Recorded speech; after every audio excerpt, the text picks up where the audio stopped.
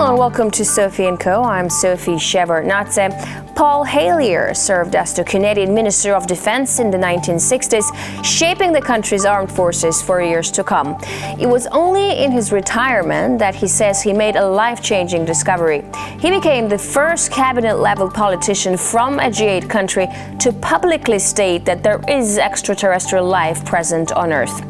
Is this an elaborate fantasy? Are aliens science fiction? Or is there something to claims of their existence? Extraterrestrial life. For ages, humanity has wondered, is there anything else in the cold darkness of space? Skeptics say there is no proof, but there have always been those who dared to dream. And some even claim to have seen things with their own eyes. Do aliens exist? Are they already here? Do they pose a threat or a chance for salvation? The Honourable Paul Hellyer, former Minister of Defence of Canada, and he believes that life forms from space exist and are present on Earth. It's great to have you with us on our show. Why do you say that UFOs are as real as the airplanes flying over our heads? Well, because I know that they are. They've been, as a matter of fact, they've been visiting our planet for thousands of years. And one of the cases that would interest you most, if you give me 2 or 3 minutes to answer, is during the Cold War, 1961, there were about 50 UFOs in formation flying south from Russia to across Europe. And the Supreme Allied Commander was very concerned and about ready to press the panic button when they turned around and went back over the North Pole. So they decided to do an investigation, and they investigated for 3 years, and they decided that with absolute certainty that 4 different species at least, had been visiting this planet for thousands of years. So that's, we have a long history of UFOs, and of course there's been a lot more activity in the last few decades since we invented the atomic bomb, and they're very concerned about that and the fact that we might use it again. And because the whole cosmos is a unity, and it affects not just us but other people in the cosmos, they're very much afraid that we might be stupid enough to start using atomic weapons again, and this would be very bad for us and for them as well.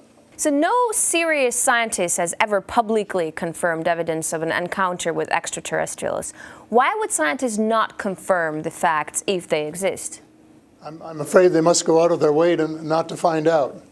Because if they did, you know, even 10% of the amount of research I've done in the last 8 years, they would be as convinced as I am. I mean, they could do it even faster.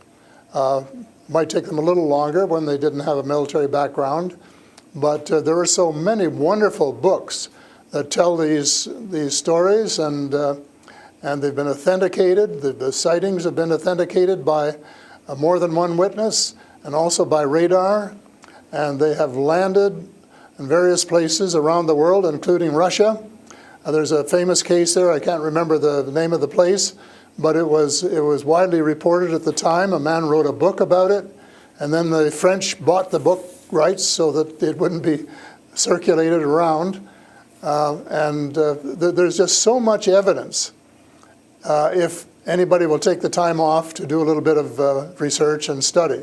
But people just are, you know, some people are interested and will take the time, and the others just say, oh, you know, it's just fantasy. Mm-hmm. But since I've been public on this subject, I get, probably 3 or 4 emails a week from all over the world from people who have actually witnessed sightings.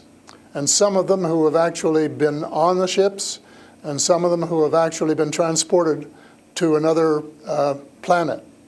And so this information is not, you know, it is top secret in a way that the governments aren't talking about it.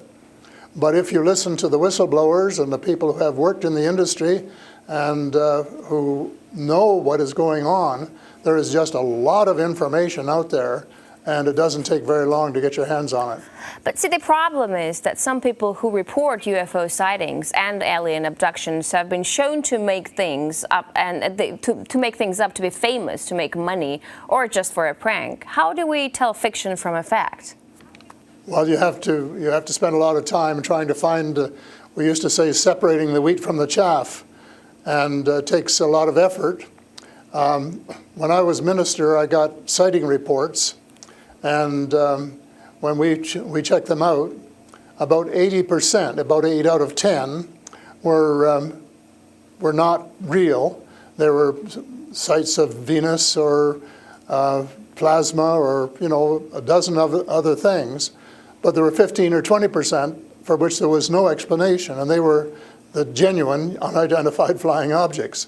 These things go way back. One of the conferences I went to was in Las Vegas, was promoted by a chap who had written a book about crashes. And there were dozens and dozens and dozens of them, and many of them very, very well authenticated, so that it would be impossible to read all of that evidence and not to come to the conclusion that these vehicles were real. Have you ever had your own encounter with aliens? Not an encounter with aliens, no. I have seen a UFO about 120 miles north of Toronto over Lake Muskoka, where I have a cottage. And 2 years ago, last Canadian Thanksgiving, which is October, my wife decided she wanted to go out and look at the stars. So I'm not much of a night man, but I put on my cap and went out with her. And she looked into the eastern sky and said, "There's a star." And I turned around the other way and I said, "Oh, there's a much brighter one over here." And she looked and it was. And we watched it until our necks almost broke for about 20 minutes. And it was definitely a UFO, because it could change position in the sky by 3 or 4 degrees in 3 or 4 seconds. And I checked out, there were no satellites that could do that. The space station wasn't going by, and it isn't able to move that fast anyway. And there was no other explanation except that it was the real thing. And 2 days later, I went down on the dock, got a comfortable chair, and watched it came back almost to the same spot and entertained me for as long as I could take it. And then I went back to the cottage.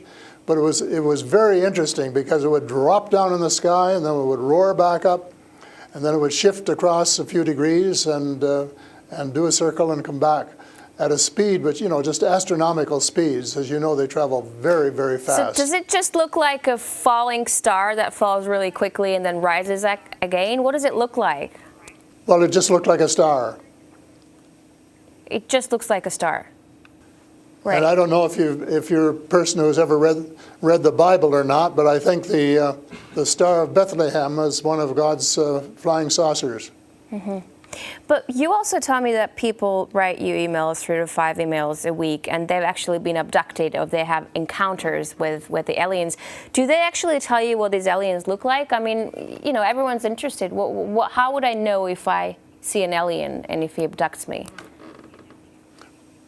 Well, the first question you have to ask is, how many species are there? And I used to think there were, between 2 and 12.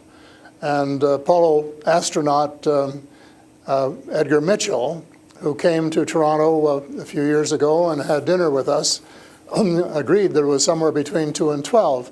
But the latest reports that I've been getting from various sources are that there are about 80 different species. And some of them look just like us, and they could walk down the street and you wouldn't know if you walked past one. And they're what we call the Nordic blondes, and also the tall whites, who were actually working with the United States Air Force in Nevada. They're able to get away with that. They had a couple of their ladies dressed as nuns went into Las Vegas to shop, and they weren't detected. And I have a friend who saw one of the men walking along the street, and somebody who would recognize that they were different, and he did. So there are those kind, and then there are the short grays, as they're called, And they're the ones that you see in most of the cartoons. Have very, very slim arms and legs, and they're very short, just a little over 5 feet. And they have a great big torso and a great big head and great big brown eyes. But they're different species, so you have to know that they're different species, and it's and know that they're all different. Mm-hmm. So if you saw the short gray, you'd certainly know that there was something up that you'd never seen before. But if you saw one of the Nordic blondes, well, you'd probably say, "Oh, I wonder if she's from Denmark or somewhere," So this species that you're describing, are they all different in terms of nice and mean? Are some of them nice and benevolent? Are others nasty? Or how are they? Are they good to people on Earth, or are they here to harm them? Well, it's a difficult question to answer because they have different agendas. And maybe all of us on Earth should have the same agenda, but you couldn't say maybe that Russia and China and the United States all had the same agenda at every turn, because they don't. And I would say that nearly all are benign, they're benevolent, they want to help us. There may be one or two species which do not. And that's one of the things I'm investigating at the moment, is to see who they are and what they're up to and what their agendas really are. So these extraterrestrial creatures, where did they come from and how did they get here to Earth? They come from various places. For a long while, I only knew about ones who came from different star systems. The Pleiades and Reta Reticula and several other star systems. But in the last few months, I have met people who have made me aware of that there are some in our star system, and that there are actually extraterrestrials who live on a planet called Andromeda, which is one of the moons of Saturn, and that there are others on Venus and some on Mars, and that they may be interacting between themselves. I suspect that they are, because there is what is called a federation of these people, and they have rules. For example, one of the rules is that they don't interfere in our affairs unless they're invited to. And that's one of the reasons probably that we haven't seen more of them until very recently. And so but what do you mean? There are a lot of people who want to interact with them. There are a lot of people who actually want to see them and know who they are. What, they need a special invitation to interact with us? What does it mean? They don't want to interfere into our affairs. Well, they don't want to tell us how to run our affairs. They have accepted the fact this is our planet and that we have the right to run it. But they're very, very concerned. They don't think we're good stewards of our planet. We're not. We're clear-cutting our forests, and we're polluting our rivers and our lakes, and we're dumping sewage in the oceans, and we're doing all sorts of things which are not what good stewards of their homes should be doing. And they don't like that, and they've made it very clear. And as a matter of fact, they have given us a warning. How? And this has come from more than one source. How have they made it clear? What have they done? They have talked to people. One of the chaps I talked to about a month ago was interacting with them in 1974, he and his brother, in Peru. And they were taken to Andromeda, teleported. And they were told what the people there think, and that we're really wrecking our planet. And in fact, that something dreadful is going to happen to it if we don't smarten up and change our ways. We spend too much time fighting each other. We spend too much money on military expenditures and not enough on feeding the poor and looking after the homeless and the sick. And that we are polluting our waters and our air, and that we're playing around with these exotic weapons, thermonuclear weapons and atomic weapons, which have such a devastating effect both on our Earth and on other areas in the cosmos, and they don't like that. And that's the reason they would like to work with us to teach us better ways, but only, I think, with our consent.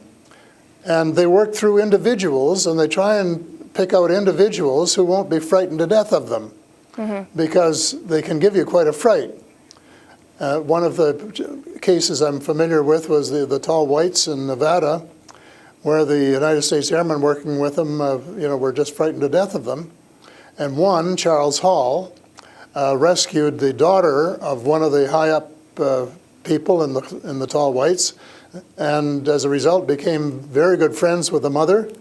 And as soon as they could trust each other, they had a wonderful relationship.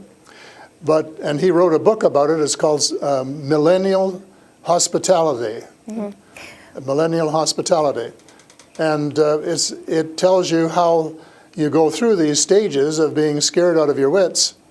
But then when you establish a trust and a working relationship, why you can have the same relationship, same kind of relationship that you would have with someone here on Earth. But here's what I'm thinking. If you're outing their presence, which is clearly not what they want since they're hiding, why aren't they so afraid of, why aren't you afraid of repercussions? Because you're obviously stating that they're here among us, and you're telling me all these species that exist. They are here among us, and I'm not afraid because in most cases, as far as technology is concerned, they're light years ahead of us, and we have learned a lot of things from them. A lot of the things that we use today, we got from them,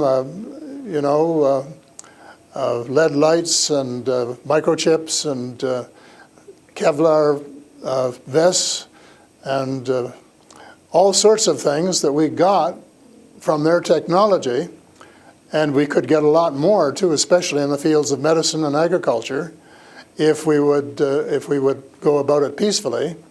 But I think maybe some of our people are more interested in getting their military technology, and I think that's wrong. I think that's wrong-headed, and that's one of the things that we're going to have to change, because we're going to have to work together. Talking about all of us, everywhere on the planet. You've mentioned military technology and swapping technologies and barters between aliens and people in American government. I want to ask you, as a former Minister of Defense of Canada, is interstellar war a possibility? Should we be creating a Star Wars force to defend ourselves from possible invasion or something like that?